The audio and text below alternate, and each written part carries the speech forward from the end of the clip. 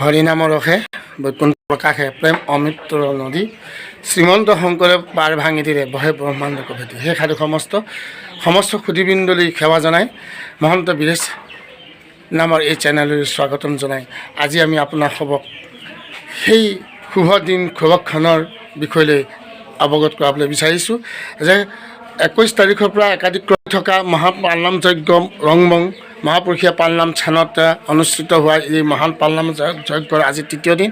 এই তৃতীয় দিনৰ কাৰ্যসূচী কৰিম। আপোনালোকে ভিডিঅ'টো স্কিপ নকৰাকৈ একাধিক্ৰমে চাই থাকিব। আহক আমি আগবাঢ়োঁ আচাৰ্য প্ৰভুজনাৰ ওচৰলৈ। আহকচোন তেওঁৰ মুখে আমি শুনো ইয়াৰ যি নান্দনিক আৰু সুমধুৰ পালনাম থানৰ বিষয়লৈ। কৃষ্ণ জয় জগতগুৰু শ্ৰীমন্ত শংকৰ।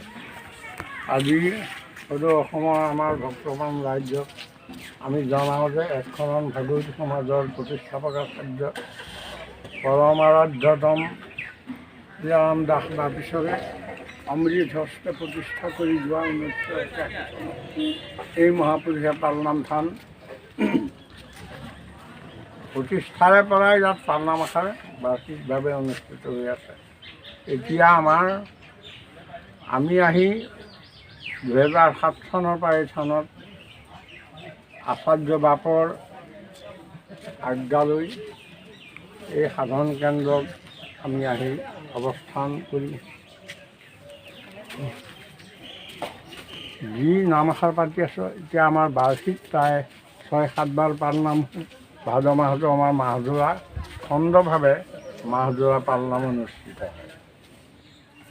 এই সমুদায় মহাপালনামৰ শক্তি আমাৰ মূল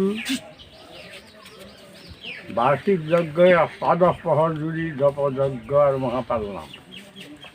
আচাৰ্য বাপীশ্বৰে অষ্টপ্ৰহৰ পালনাম পাত যেনেকৈ ভাগৱতী সমাজৰ প্ৰাণ শক্তিৰূপে ভাগৱতী সমাজ প্ৰতিষ্ঠা কৰিলে, সেই মহৎযজ্ঞৰ ফলত আমিও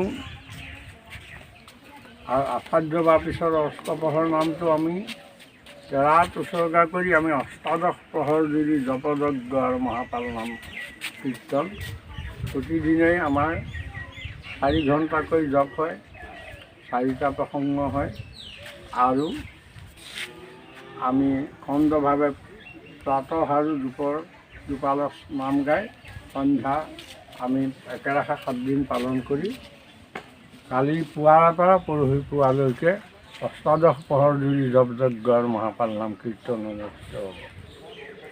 এই আধ্যাত্মিক সাধন কেন্দ্ৰ মহাপুৰুষীয়া ধৰ্মৰ মূল স্থানৰূপে স্বীকৃতিপ্ৰাপ্ত হৈছে। এয়া আচাৰ্য বাপৰ পূৰ্ণ শক্তিৰ ক্ৰিয়া। তেওঁ যে পৰিপূৰ্ণ শক্তি এক মহাপুৰুষীয়া ধৰ্মৰ সাধন শক্তি লৈ পৃথিৱীত নামিছিল, তেওঁ অমৃত হস্তে প্ৰতিষ্ঠা কৰা এই থান আজি অসমৰ শক্তিশালী আধ্যাত্মিক সাধন ৰূপে প্ৰতিষ্ঠিত হৈছে।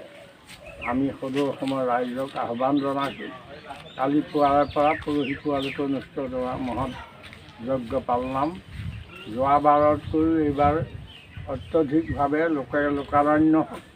যোৱাবাৰ যথেষ্ট সংখ্যক সাধুভক্তৰ সমাৱেশ ঘটিছিল। এইবাৰো বিভিন্ন জিলাৰ পৰা প্ৰৱেশৰ প্ৰায় সকলো জিলাৰ পৰা প্ৰতিনিধি আহি ইয়াত উপস্থিত হ'ব।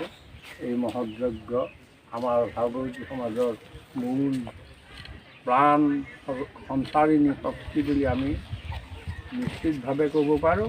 এয়া হ'ল আচাৰ্য বাপৰ অমৃত বৰ্ষণৰ কৃপাফল।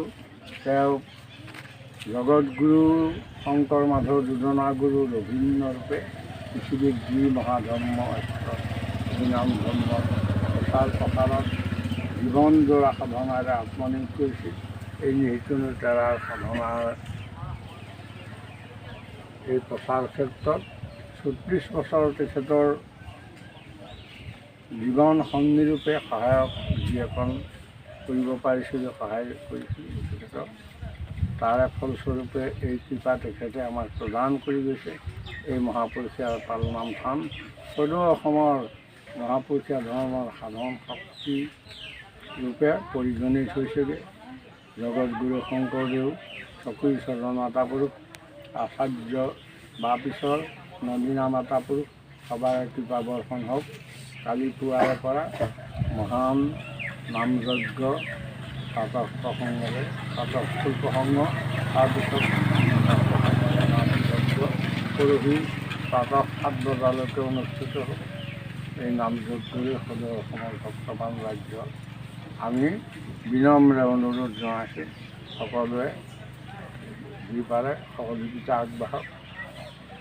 ইয়াকে প্ৰাৰ্থনা জনাই জগতগুৰু শংকৰদেৱৰ মহৎযজ্ঞ আচাৰ্য বা পিছৰৰ এই মহৎযজ্ঞ পূৰ্ণাঙ্গ হ'বলৈ পৰম ঈশ্বৰ কৃষ্ণ প্ৰভুৰ পদপকল পংকজত প্ৰণিপাত জনাই কৃপা ভিক্ষা কৰিছোঁ। জয় জগতগুৰু, জয় জগতগুৰু, জয় জগতগুৰু। ধূপ স্থানৰ মহৎযজ্ঞ অষ্টাদশ প্ৰহৰ জুৰি যজ্ঞ মহাপাল নাম কীৰ্তন কালি পুৱাৰে পৰা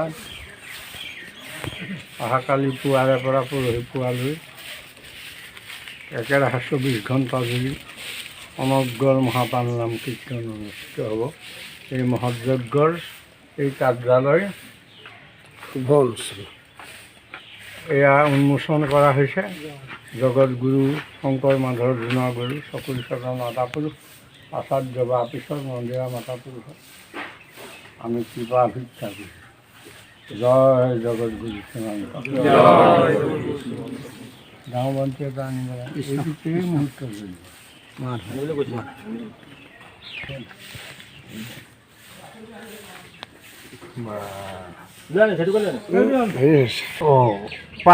কিন্তু কামেই নাই এতিয়া পৰা পোন হ'ল আৰু কৃষ্ণ কৃষ্ণ কৃষ্ণ দে আমি দে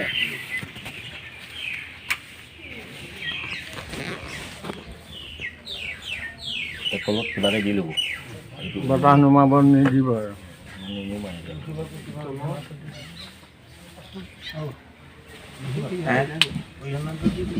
জয় জয় ৰাম পা অনবৰত এইখিনি কিবা এখন দিয়া কাপোৰ